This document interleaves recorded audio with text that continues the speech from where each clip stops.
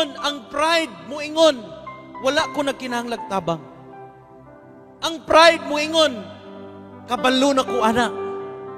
Ang pride mo ingon, una pa ko nimo sa duyan. Amen.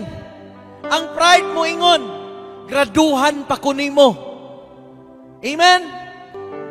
Ang pride mo ingon, daghan kog kwarta, daghan kog bank account, walay sulod.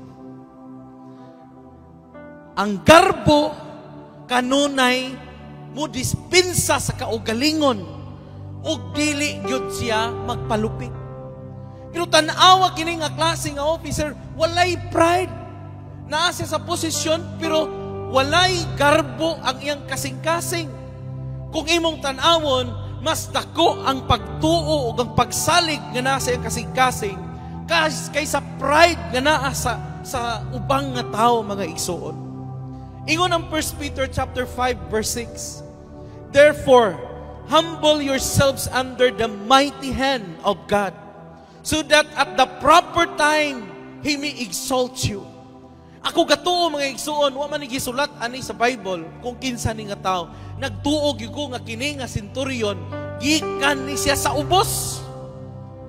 Pag-eskwela pa siguro ani igsuon, grabe na ni siya ka submissive nga tawo.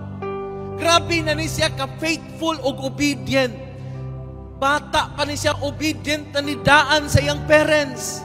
Nag-eskwela ni siya, nag-obey na ni siya ang mga teachers. Nagdako ni siya nga musugot og mutuman sa otoridad.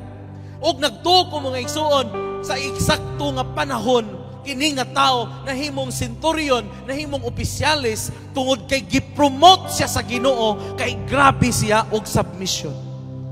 Amen. There is promotion kung dunay submission, igsuon. Dili lang provision, naapagyoy promotion.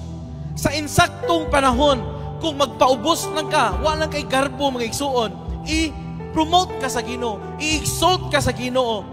Moabot ang time, igsuon, nga i-bless ka ni Lord kung ang imong pride imo nang i-surrender, imo nang i-submit ngadto sa lordship sa Ginoo. Amen.